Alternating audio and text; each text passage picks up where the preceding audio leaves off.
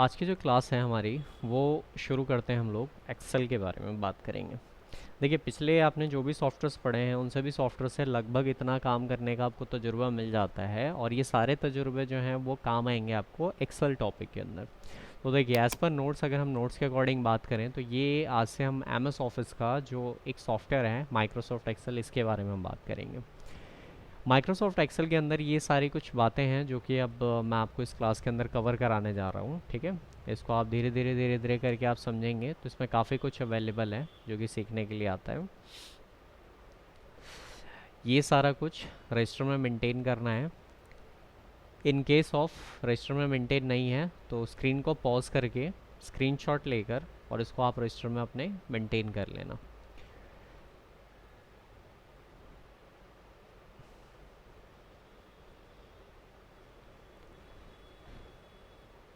ये नोट्स लगभग यहाँ के ख़त्म हो जाते हैं। तो जैसे जैसे मैंने स्क्रीन में आपको नोट्स दिखाए हैं, ये सारे नोट्स आप जो है पॉज करके स्क्रीनशॉट लेकर आप अपने रजिस्टर में कॉपी कर सकते हैं अगर आपने नोट्स नहीं करे तो। चलिए स्टार्ट करते हैं माइक्रोसॉफ्ट एक्सेल। सबसे पहले जैसे मैंने आपको बताया कि एम एस ऑफिस यानी कि माइक्रोसॉफ्ट जो ऑफिस होता है इसके अंदर 3 मेजर सॉफ्टवेयर इंक्लूड होते हैं, वर्ड, एक्सेल, पावर पॉइंट। तो आज से जो हमारा टॉपिक है वो एक्सेल शुरू कर रहे हैं।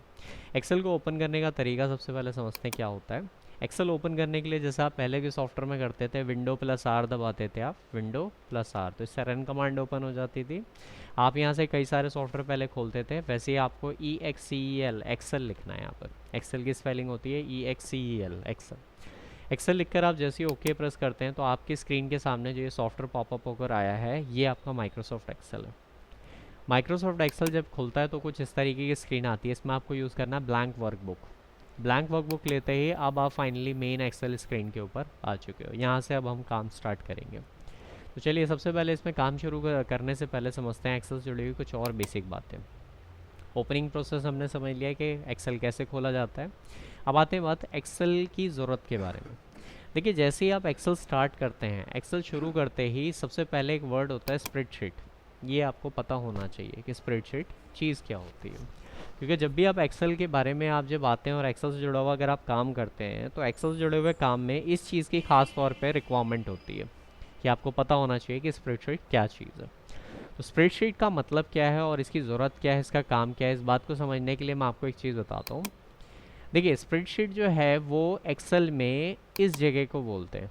ये स्प्रेडशीट है जो आप इस तरीके की बनावट के साथ देख रहे हैं। आपने नोटिस करा होगा कि जो हमारे बाकी सॉफ्टवेयर होते हैं जैसे वर्डपैड हो गया, माइक्रोसॉफ्ट वर्ड हो गया, पावर पॉइंट हो गया, ये पेंट हो गया, आपने देखा होगा उन सबके पेपर बिल्कुल प्लेन आते हैं। वाइट कलर के एकदम प्लेन पेपर आते हैं। लेकिन मात्र एक एक्सेल ही ऐसा सॉफ्टवेयर है जिसमें इस तरीके डब्बे डब्बे वाले पेज आते हैं। तो ये एक बड़ी वजह है जिसकी वजह से ये इसकी जो शीट है इसे स्प्रेडशीट बोलते हैं हम लोग। ठीक है, लेकिन अब हम according to the normal way अगर हम बात करें तो देखिए, स्प्रेडशीट जो है ये लार्ज अमाउंट ऑफ इन्फॉर्मेशन को स्टोर करने के लिए बनाया गया है। अगर आप वर्डपैड में काम कर रहे हैं, माइक्रोसॉफ्ट वर्ड में काम कर रहे हैं, तो ये सारे सॉफ्टवेयर जो होते हैं वो कम डेटा को रखने के लिए, बना के रखने के लिए इस्तेमाल होते हैं। लेकिन एक्सेल जो है ये स्पेशली बनाया गया है कि आप इसके अंदर बहुत सारे डेटा को बड़े आराम से आप संभाल के रख सकते हैं। इसीलिए ज़्यादातर कंपनी, फैक्ट्री, स्कूल, कॉलेजेस या फिर आपके जो दफ्तर होते हैं उसके अंदर एक्सेल को प्रायोरिटी दी जाती है, क्योंकि आप इसके अंदर बहुत सारा डेटा, आप 2-2 साल, 3-3 साल, 8-8, 10-10 साल के रिकॉर्ड्स भी आप इसमें बड़ा आराम से आप मेंटेन करके रख पाते हो। तो इसके अंदर खासियत ये है स्प्रेडशीट की, ये लार्ज अमाउंट ऑफ इन्फॉर्मेशन को बड़े आराम से स्टोर करके रख लेता है। लार्ज अमाउंट का मतलब बहुत ज़्यादा डेटा आप इसमें आराम से रख सकते हो। बाकी सभी सॉफ्टवेयर में सहूलियत नहीं होती। बाकी सभी सॉफ्टवेयर में आप कम डेटा स्टोर करते हो, लेकिन इसमें आप बहुत ज़्यादा कर सकते हो। चलिए, अभी हमने बात तो कर लिया है कि जो स्प्रेडशीट है ये ज़्यादा डेटा को स्टोर करने के लिए इस्तेमाल होता है। ठीक है, इसके साथ साथ अब बात आते हैं कि इसकी बनावट कैसी होती है। तो इसकी बनावट मैंने आपको दिखाई दी है, इसमें डब्बे डब्बे डब्बे होते हैं। इस बात को समझने के लिए हम इसको ऐसे भी कुछ कह सकते हैं कि इसके अंदर कॉलम और रॉज को बनाने वाली लाइनें होती हैं। जैसा आप ये देख रहे हैं ना, लाइनें सारी खिंची पड़ी हैं इसमें पहले से ही। ठीक है, ये कॉलम वाली लाइन है, ये रॉ वाली लाइन है, तो ये सारी आपस में एक दूसरे को क्रॉस कर रही हैं, तभी डब्बे डब्बे डब्बे बन रहे हैं। इन सभी लाइन को ग्रिड लाइन बोलते हैं। ये बात आप याद रखिएगा। ये जितनी भी लाइन है आप पेज पर, पेपर पे आप जो देख रहे हैं, यानी कि स्प्रेडशीट पे जो देख रहे हैं, इन सभी लाइन को ग्रिड लाइन बोलते हैं हम लोग, जो एक दूसरे को क्रॉस कर रही है। ठीक है, तो ये ग्रिड्स होती हैं। तो अगर हम लोग नोट्स के अकॉर्डिंग बात करें तो माइक्रोसॉफ्ट एक्सेल स्प्रेडशीट प्रोग्राम में कल को कभी भी अगर आपसे ये बोले कि भाई स्प्रेडशीट क्या होती है, तो आप आसान शब्दों में बता सकते हो कि माइक्रोसॉफ्ट एक्सेल के थ्रू जो भी आप काम करके फाइल जो आप बनाते हो, उसी फाइल को स्प्रेडशीट बोलते हैं। ठीक है, आसान शब्दों में। तो कल को ऐसा हो सकता है कि मैं आपको एक पेन ड्राइव ला के दूँ और उसमें ये बोलूँ कि भाई इसमें एक स्प्रेडशीट है, प्रिंट आउट निकाल दो। तो इसका मतलब मैंने ये बोला है कि इसमें एक एक्सेल की फाइल है, प्रिंट आउट निकाल दो। समझ गए आप इस बात को? तो एक्सेल से जितनी भी फाइलें आप बनाकर सेव करते हैं, उन फाइल को हम फाइल भी बोल सकते हैं या फिर प्रोफेशनल लैंग्वेज में स्प्रेडशीट बोलते हैं आप। ठीक है, क्लियर? तो स्प्रेडशीट अभी हमने समझ लिया कि एक्सेल की फाइल को स्प्रेडशीट बोलते हैं। दूसरा काम हमने समझा था कि इस स्प्रेडशीट की जो ज़रूरत होती है वो है लार्ज अमाउंट ऑफ इन्फॉर्मेशन को स्टोर करके रखना, यानी कि आप इसमें बहुत ज़्यादा डेटा को बहुत आसानी से संभाल के रख सकते हैं। ये इसका दूसरा काम है। तीसरा काम ये है कि इसकी बनावट कैसे होती है। तो इसकी बनावट जो होती है वो ग्रिड फॉर्मेट में होती है। ग्रिड आप समझ गए हैं कि जो कॉलम और रो वाली जो लाइनें जितनी भी दिखाई दे रही हैं, ये लाइनें सिर्फ और सिर्फ स्प्रेडशीट में ही आती हैं। बाकी आप माइक्रोसॉफ्ट वर्ड में काम करोगे, वर्डपैड में या किसी और सॉफ्टवेयर, सबके पेपर प्लेन होते हैं। ठीक है, तो हमने तीन ज़रूरी बात समझी है कि अगर कल को अब आपसे कोई बोले कि भाई मैंने एक स्प्रेडशीट जो है वो मेल करी है, तो इसका मतलब मैंने एक्सेल की फ़ाइल मेल करी है आपको। ठीक है, तो एक्सेल की जो फाइल होती है उसे स्प्रेडशीट कहते हैं। बड़े डेटा को स्टोर करने के लिए इसका इस्तेमाल होता है और इसकी जो बनावट होती है रॉ कॉलम यानी कि ग्रिड फॉर्मेट में होती है, इसमें ढेर सारी लाइनें होती हैं। तो होप सो अब आप अच्छे से समझ गए हैं कि स्प्रेडशीट एग्जैक्टली होती क्या चीज़ है। अब आते हैं बात आगे, जो सबसे इंपॉर्टेंट चीज़ है वो है कि एक्सेल की ज़रूरत क्या है। ध्यान रखिएगा, अभी तक हम एक्सेल के बारे में बात नहीं कर रहे थे, अभी तक हम सिर्फ स्प्रेडशीट के बारे में बात कर रहे थे। अब हम बात करेंगे एक्सेल क्या चीज़ होती है। अब भाई जब एक्सेल के बारे में बात कर रहे हैं तो जाहिर सी बात हम सॉफ्टवेयर भी एक्सेल ही सीख रहे हैं, तो एक्सेल के काम के बारे में हमें पता होना चाहिए। तो एक्सेल जो होता है वो आइडल है एंटरिंग, कैलकुलेटिंग, एनालाइजिंग के लिए। तीन मेजर वर्क होते हैं हमारे एक्सेल के, जिसके ऊपर बेस्ड होता है हमारा पूरा एक्सेल। अगर कल को कभी भी आपसे कोई ये पूछे कि भाई एक्सेल क्या काम करता है, क्या है Excel, what is Excel, you have to say entering, calculating and analysing is the main work of MS Excel. Clear है इतनी चीज़? तो होप सो आप समझ गए हैं कि एंटरिंग, कैलकुलेटिंग, एनालाइजिंग जो होती है ये एक्सेल का अहम काम है, इंपॉर्टेंट वर्क है।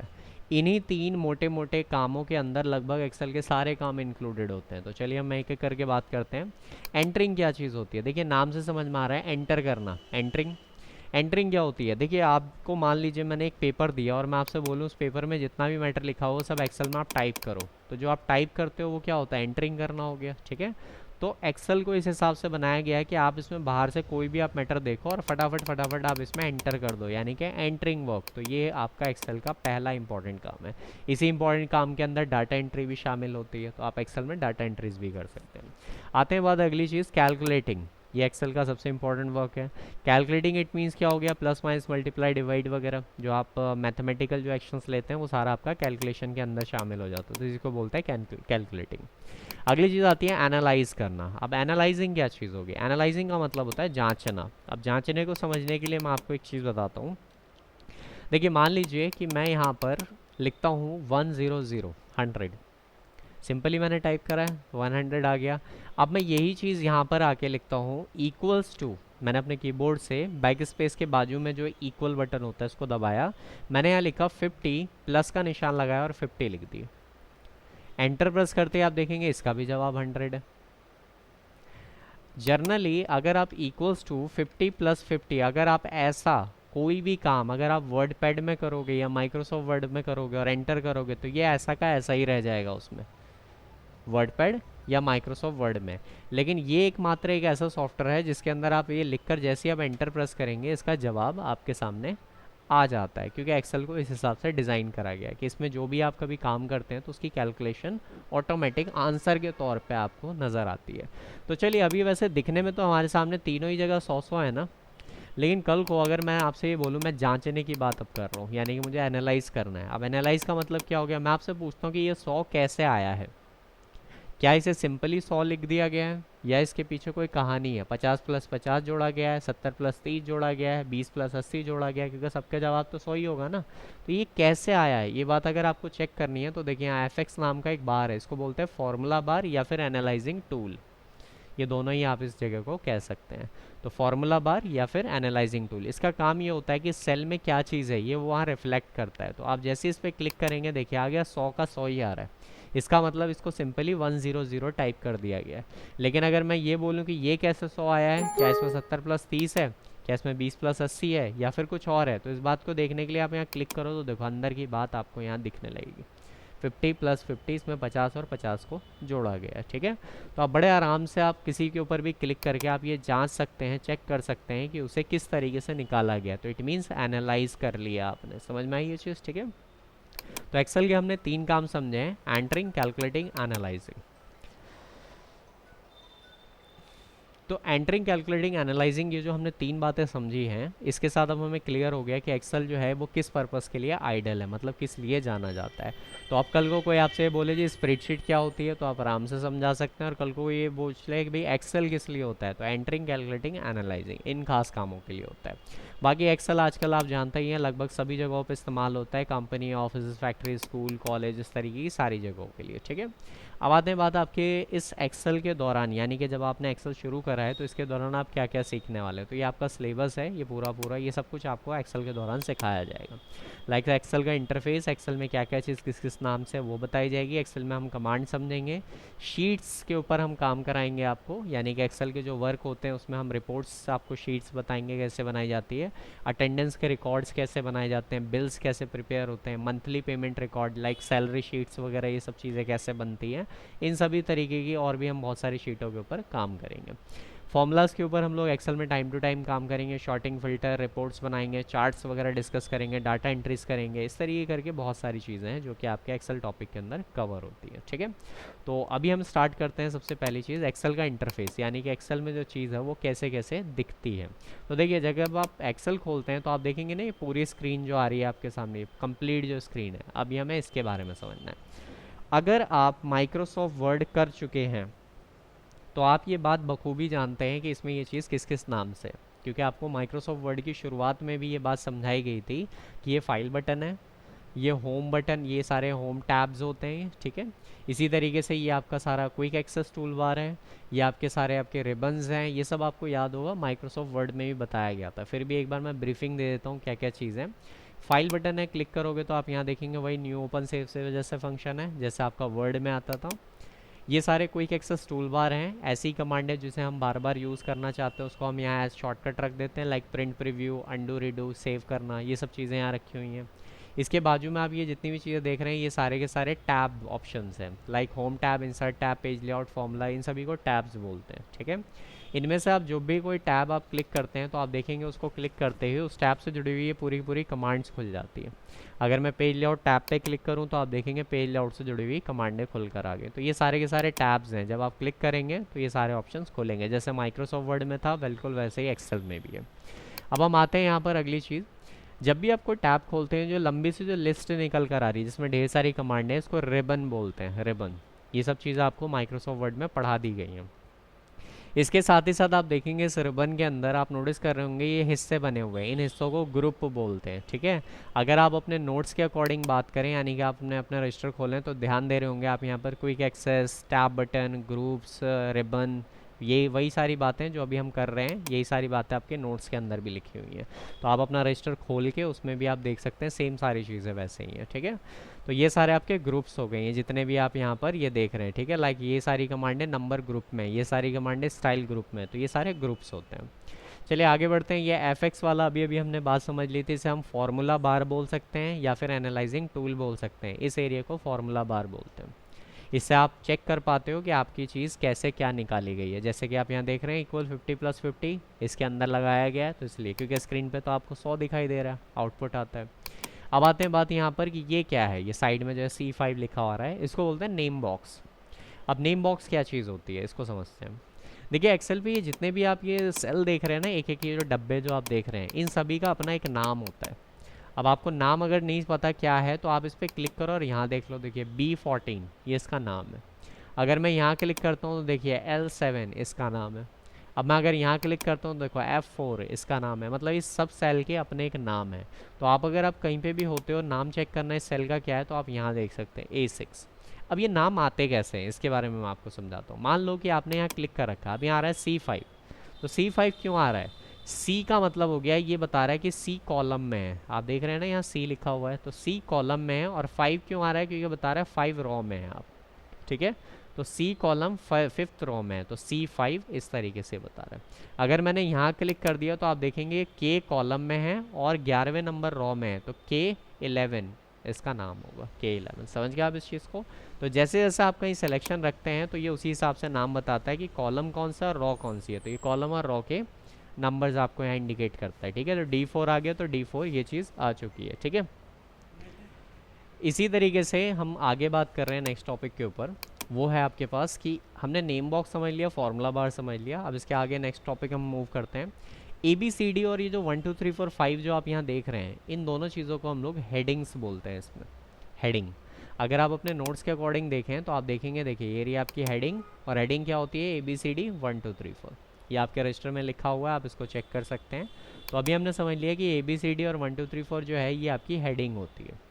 अच्छा, पेपर पे ये जितनी भी लाइंस आ रही है, इसको अभी अभी हमने बात कराई था कि इसको ग्रिड्स बोलते हैं, ग्रिड लाइन। तो आपके नोट्स के अकॉर्डिंग अगर हम बात करें तो देखिए नोट्स में ग्रिड बताया गया है कि इन सभी चीज़ों को ग्रिड बोलते हैं, ठीक है। अब हम आते हैं एक और चीज़ के ऊपर। हमने हेडिंग समझ ली, हमने ग्रिड समझ लिया। अब बात करते हैं यहाँ पर जो चीज़ ऊपर से नीचे आप देख रहे हैं, ये सारी चीज़ें कॉलम्स हैं। इसमें जो चीज़ लेफ़्ट टू राइट देख रहे हैं इसको रॉज बोलते हैं हम लोग, ये सारी चीज़ें रॉ होती हैं। और जो एक एक डब्बे हैं इनको सेल बोलते हैं हम लोग, ठीक है। ये भी आपके रजिस्टर में लिखी जा चुकी हैं, रॉ, कॉलम, सेल्स। तो आप इस तरीके से इसका अंदाज़ा लगा सकते हैं। अच्छा, इसके नीचे अगर आप आते हैं तो आप यहाँ देखेंगे शीट 1 लिखा हुआ है, शीट 1 है। तो शीट 1 का मतलब होता है कि आपकी फ़ाइल के अंदर एक शीट आपको दी गई है काम करने के लिए, जिसमें आप ढेर सारा काम आप कर सकते हैं। लेकिन जैसे ही आपका काम ख़त्म हो जाए आप इस शीट को बदल सकते हैं। तो यहाँ प्लस का बटन देख रहे हो आप, यहाँ क्लिक करेंगे, देखिए शीट 2 आ गई। ऐसे ही अगर मैं यहाँ वापस क्लिक करूँ, देखिए शीट 3 आ गई। वापस से क्लिक करेंगे, शीट 4 आ गई। तो ये सारे शीटें हैं। अब ये शीटें काम क्या आती है? जैसे हम एग्ज़ाम देते हैं तो एक शीट होती है, आपने काम कर लिया तो शीट सेकंड हम लेते हैं, फिर सीट सेकंड भर गई तो सेकंड, फिर उसके बाद थर्ड शीट लेते हैं। तो ये जो जैसे हम एग्ज़ाम में शीट इस्तेमाल करते हैं, वैसी एक्सेल की एक फ़ाइल के अंदर कई सारी शीटें आपको मिलती हैं। तो अगर आपको लगे एक शीट पे आपका काम हो गया, तो आप इसी फाइल को नई फाइल ना बना के आप इसी के अंदर दूसरी शीट में काम कर लो, तीसरी शीट में काम कर लो, चौथी शीट में काम कर लो। तो इट मीन्स ये है, अब हम यहाँ पर एक सवाल ये उठता है कि ये शीट कब हम चेंज करेंगे। तो देखिए एग्ज़ाम के अंदर तो क्या होता था, शीट आपकी भर जाती थी तब जाके आप चेंज करते थे, लेकिन एक्सेल में ऐसा नहीं है। एक्सेल में जो है आप जो है चीज़ें बदलते तब हो जब आपको लगे कि आपकी ज़रूरत ही ख़त्म हो गई, क्योंकि इसकी शीटें जल्दी भरती ही नहीं है। अब शीटें ना भरने के पीछे, तो अभी हम बात ही यही कर रहे थे कि इसके अंदर जो है शीट आप कब चेंज करेंगे। तो देखिए जनरली क्या होता है, हम एग्ज़ाम्स में शीट भर जाती है तब हम चेंज कर देते हैं, लेकिन एक्सेल में शीट को भरना इतना ईजी नहीं होता। इसके पीछे की वजह क्या होती है कि ये शीट क्यों नहीं भर पाते हैं, क्योंकि देखिए यहाँ पर 1 2 3 4 5 ये सीक्वेंस आप देख रहे हैं। अब यहाँ 36 है, लेकिन अगर आप इसके नीचे भी लिखेंगे तो देखिए शीट बढ़ती चली जाती है। देखिए 5 6, देखिए 70 80 90 हो गई, 100 से ऊपर रिकॉर्ड चले गए। अगर मैं इसको और नीचे ले जाऊँ तो ये और बढ़ता चला जाएगा। सवाल ये है कि अगर आप इसमें एक एक करके नाम लिखते तो देखो लगभग यहाँ तो देखो 191 पहुँच गया, देखिए 200 के रिकॉर्ड्स पहुँच चुके। लगभग आप 200 एंट्रीज़ के रिकॉर्ड आप लिख सकते हैं आराम से, जैसे कि आप यहाँ देख रहे हैं। देखिए यहाँ पर देख रहे हैं ना रिकॉर्ड्स, ठीक है। 200 उससे ऊपर पहुँच गए, उससे ऊपर भी पहुँच गए, उससे ऊपर भी पहुँच गए। नोटिस कर रहे हैं आप? तो आप इस रिकॉर्ड को चाहें तो आप कितना भी ले जा सकते हैं। इसीलिए मैंने स्टार्टिंग में आपको समझाया था कि एक्सेल के अंदर लार्ज अमाउंट ऑफ इन्फॉर्मेशन को स्टोर करा जाता है। तो आप इसमें बहुत बड़े से बड़ा डेटा आप आराम से रख सकते हैं। मान लीजिए आपकी कंपनी, आपके दफ्तर में 500 लोग काम कर रहे हैं, तो 500 लोगों की तो एंट्री आप बड़े आराम से रख सकते हो, क्योंकि आप देख रहे हो 650 700 तक एंट्री ऐसी चल रही है यहाँ पर, ठीक है। इवन आप इस रिकॉर्ड को और लंबा भी ले जा सकते हो। तो चलिए हम थोड़ी देर यहाँ ऐसे नीचे दबा के रखते हो। देखिए 1000 एंट्री पहुँच गई। देखिए 1400 1500 1600 1700 1800, इस हिसाब से आप आइडिया लगा लो कि ये अभी ख़त्म नहीं हो रही, अभी बढ़ती जा रही है शीट। देखिए 2500 2600। मान लीजिए एक बहुत बड़ी कंपनी है, उसके अंदर 10,000 वर्कर हैं, तो 10,000 वर्कर्स की इन्फॉर्मेशन को रखना इसके लिए चुटकियों का खेल है। क्योंकि अगर हम लिमिट्स के बारे में बात करें तो इसके अंदर एक एक करके रॉ अगर हम गिनते हैं ना, तो इसके अंदर अगर आप रॉ काउंट करोगे तो लगभग इसके अंदर 10,48,576 इतने रॉज हैं इसमें। तो आप 10,48,576 रॉज का मतलब हो गया आप लगभग इसमें 10 लाख से ज़्यादा लोगों की इन्फॉर्मेशन को आप स्टोर कर सकते हैं, ठीक है। ऐसे ही अगर आप यहाँ कॉलम्स के बारे में बात करें तो ए बी सी डी आपने यहाँ जनरली हमने ए बी सी डी तो जेड तक ही पढ़ी है ना, लेकिन आप देखेंगे अगर मैं इसको साइड करता हूँ तो देखिए जेड के बाद इसमें एक नई A B C D, A B A C A D, समझ आ रही है चीज़, ठीक है। तो एक नई A B C D start हो जाती है। ए बी सी डी में जनरली कितने लेटर होते हैं, 26 लेटर होते हैं, लेकिन इसके अंदर अगर ये रिकॉर्ड्स आगे बढ़ रहे हैं तो उसका मतलब ये लेटर कंटिन्यू होंगे। तो ये कितने होते हैं, तो ये होता है 16,384, 16,384, यानी कि 16,000 मोर देन इसके अंदर आप कॉलम्स हैं जिसमें आप काम कर सकते हैं। तो इसी से आप आइडिया लगा लो कि एक एक्सेल की शीट को भरना बहुत मुश्किल होता है। तो हमारे जनरली काम ख़त्म हो जाते हैं लेकिन शीट जल्दी ये ख़त्म नहीं होती। काम ख़त्म हो गया, अब आप शीट चेंज करो, इसमें भी उतनी लिमिट आ जाती है, इसके अगले वाले में भी उतनी लिमिट आ जाती है, अगले वाले में उतनी। इसका मतलब ये हो गया अगर 10 लाख लिमिट इसमें है तो 10 इसमें भी है, 10 इसमें भी, 10 इसमें भी है। इसका मतलब कितना हो गया, अगर आपके पास 4 शीट है तो 40 लाख एंट्रीज आप आराम से कर सकते हो, और इतना बड़ा डेटा किसी कंपनी का होता ही नहीं। क्लियर हो रही है। इसलिए एक्सेल को स्पेशली लोग प्रीफरेंस देते हैं, प्रीफर्ड करते हैं, और इसको प्रायोरिटी दी जाती है क्योंकि इसमें बहुत सारी इन्फॉर्मेशन को बहुत आराम से इजी वे में स्टोर करा जाता है, ठीक है। तो ये जो अभी लिमिट के बारे में बात कर रहा था, आपने अपने रजिस्टर में रॉ कॉलम सेल के बाजू में यहाँ लिखा होगा ये लिमिट्स है एक्सेल के। तो कॉलम्स इसमें इतने होते हैं, रॉज इसमें इतने होते हैं, तो ये चीज़ आप यहाँ से देख के समझ सकते हैं, ठीक है। बाकी अभी मैंने यहाँ शीट्स के ऑप्शन मैंने बताई दिए, सारी शीट है, प्लस प्लस करने से बढ़ जाती है शीटें, आप इसमें काम कर सकते हो। ये स्क्रॉल बार होता है पेपर को लेफ़्ट राइट करने के लिए, ठीक है, यानी कि शीट को आप लेफ़्ट राइट कर सकते हो, और ये ऊपर नीचे करने के लिए होता है शीट को। क्लियर होगी इतनी चीज़, ठीक है। तो ये हो गया आपकी शीट्स के साथ काम करना। बाकी नीचे स्टेटस बार है, और ये प्लस माइनस वर्ड की तरह ही है, माइनस माइनस करोगे शीट छोटी होगी, प्लस प्लस करोगे शीट बड़ी हो जाएगी। जनरली हमें इसे 100% रख कर काम करना होता है, ठीक है। एक बेसिक सी बात मैं आपको इसके अंदर बता देता हूँ, वो ये है, एक्सेल के अंदर आप जब भी काम करते हैं, यानी जब आप इसमें काम करेंगे, तो मान लो कि जैसे मैंने आपसे बोला कि एक सीरियल नंबर लिखो, तो आपने यहाँ सीरियल नंबर लिख दिया, एस नंबर आपने ये लिख दिया। इसमें ऊपर नीचे लेफ़्ट राइट करने के लिए कीबोर्ड में जो तीर वाले बटन होते हैं ना, नेविगेशन, जो आपके डिलीट बटन के आसपास होते हैं, जिसमें तीर होते हैं, 4 तीर होते हैं ना, ऊपर करना, राइट में करना, डाउन करना, लेफ़्ट करना, तो आप उन्हीं बटन से इसको आप नेविगेट भी कर सकते हो, यानी कि लेफ़्ट राइट वगैरह कर सकते हो, ठीक है। बीचों बीच कीबोर्ड के होते हैं ना तीर वाले बटन, 4 बटन, तो ये उन्हीं से ही नेविगेट हो जाते हैं, ठीक है। तो मान लो आपने सीरियल नंबर लिख दिया, अब मैंने यहाँ बोला आपको स्टूडेंट नेम लिखने के लिए, तो आपने यहाँ से स्टूडेंट नेम आपने लिखा। तो आपने देखा कि यहाँ पर जब आप अगर ये लिखते हो तो सीरियल नंबर तो चलो ठीक है छोटा सा, लेकिन स्टूडेंट नेम बड़ा है ना, जो कि इस कॉलम से बाहर निकल गया, तो इसका मतलब आपको कॉलम को खींचना होगा, यानी कि बढ़ाना पड़ेगा। तो स्पेस बढ़ाने के लिए आप देखेंगे, जैसे हमें ये बी वाला कॉलम बढ़ाना है, तो आप देखेंगे बी और सी के बीच में, ये जो आप लाइन देख रहे हैं ना इधर ना नीचे, बी और सी के ठीक बीच में, यहाँ आप क्लिक दबा के और फिर उसको इस तरीके खींचेंगे, तो इससे क्या होता है, इसकी चौड़ाई बढ़ जाती है, ठीक है। ऐसे अगर किसी में कम स्पेस की ज़रूरत है तो आप ऐसे ही ए और बी के बीच में क्लिक दबा के आप इस तरीके से उसको खींच के कम कर सकते हैं, ठीक है। तो ये जो चीज़ हो गई आपके पास, इस तरीके से आप स्ट्रेच और स्ट्रेच आउट कर सकते हैं आप, ठीक है। इससे चीज़ें खिंच जाती हैं, और ये ध्यान रखना, ये 20 से नहीं होगा, ये सिर्फ हेडिंग से होगी। तो आप इसी तरीके से कभी अगर कोई आप लंबी एंट्री कर रहे हैं तो आप इस तरीके करके आप इसे खींच के कम या फिर ज़्यादा आप कर सकते हैं आराम से। क्लियर होगी इतनी चीज़। तो ये कुछ बेसिक सी बात है, काम करते हुए इसमें ज़रूरत पड़ेगी आपको, ठीक है। बाकी ऑलमोस्ट आज अभी हम लोगों ने एक्सेल स्टार्ट कर लिया, एक्सेल की सारी ज़रूरतें समझ ली, इंटरफेस में क्या क्या होता है। इसके बाद जो आपकी क्लास होगी उसके अंदर हम कुछ फीचर्स भी सीखने वाले हैं, क्या क्या कैसे कैसे ये चीज़ें काम आती है, और साथ ही साथ अब हम शीट बनाएंगे इसके अंदर, यानी कि काम करेंगे।